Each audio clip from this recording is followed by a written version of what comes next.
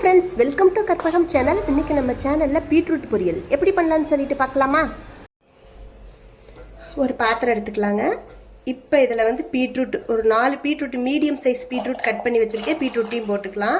Beetroot ரொம்ப பெருசாக வாங்காதீங்க, சின்ன பீட்ரூட் தான் டேஸ்ட்டு நல்லாயிருக்கும்.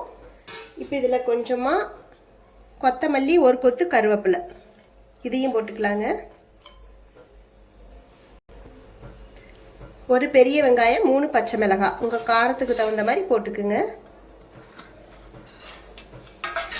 கொஞ்சமாக தேங்காய் பூ,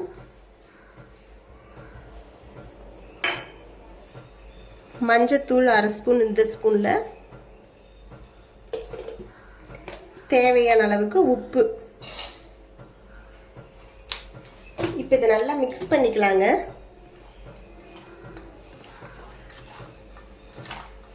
சிம்பிள் அண்ட் ஈஸிங்க. பீட்ரூட் கட் பண்ணுறது மட்டும்தாங்க லேட் ஆகும். இந்த பொரியல் ரொம்ப ஈஸி, ஆனால் டேஸ்ட்டு சூப்பராக இருக்கும். இந்த மாதிரி ஒருக்கா செஞ்சு பாருங்கள்.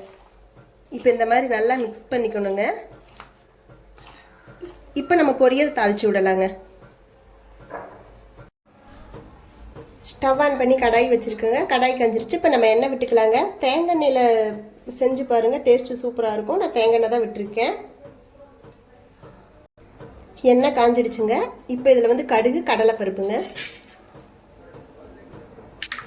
கடுகு பொரிஞ்சிருச்சுங்க. இப்போ நம்ம இதில் பீட்ரூட் போட்டுக்கலாங்க. மிக்ஸ் பண்ணி வச்சோம் இல்லையா, இதை அப்படியே போட்டுக்கலாங்க.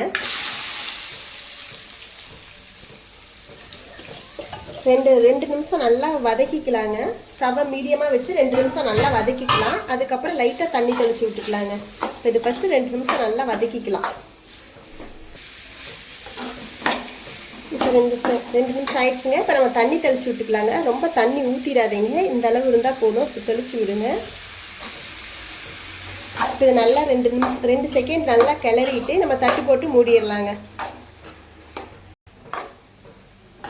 இப்போ தட்டு போட்டு மூடிடலாங்க. அடுப்பை சிம்மில் வச்சுக்கோங்க. அப்பப்போ கிளறிக்கிங்க. 5 நிமிஷத்துக்கு அப்புறம் நம்ம பொரியல் எப்படி இருக்குன்னு பார்க்கலாம். தட்டு எடுத்துட்டேங்க. எனக்கு பீட்ரூட் வெந்துருச்சுங்க. பாருங்கள், ரொம்ப எவ்வளோ போட்டோம், பீட்ரூட் நிறையா இருந்த மாதிரி இருந்துச்சு. பாருங்கள், வெந்த உடனே கொஞ்சம் ஆயிடுச்சு. தண்ணி கொஞ்சமாக தெளித்து மட்டும் விடுங்க. தண்ணி ஊற்றிடாதீங்க, அந்த டேஸ்ட்டே போயிடுங்க. சலசலன்னு போயிடும் பீட்ரூட்டு. இப்போ எனக்கு இது பீட்ரூட் வெந்துருச்சுங்க. இந்த மாதிரி ஒருக்க பீட்ரூட் பொரியல் செஞ்சு பாருங்கள். பீட்ரூட் கட் பண்ணுறது மட்டும்தாங்க டைம் ஆகும், ஆனால் பொரியல் பண்ணுறது ரொம்ப ஈஸி. நம்ம மார்னிங் எழுந்திரிச்சு பசங்களுக்கு கூட லஞ்சு பாக்ஸுக்கு ஈஸியாக செஞ்சு கொடுத்துர்லாங்க. பொரியல் பண்ணி சாதம் வச்சு பரட்டி கொடுத்துடலாம்.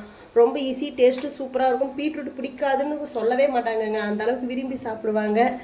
டேஸ்ட்டு அவ்வளோ அருமையாக இருக்கும். இதே மாதிரியே ஒருக்கா செஞ்சு பாருங்கள். இந்த வீடியோ பிடிச்சிருந்தா லைக் பண்ணுங்கள், ஷேர் பண்ணுங்கள், சப்ஸ்கிரைப் பண்ணுங்கள். இன்னொரு இன்ட்ரெஸ்டிங்கான வீடியோவில் பார்க்கலாம். Okay, thank you.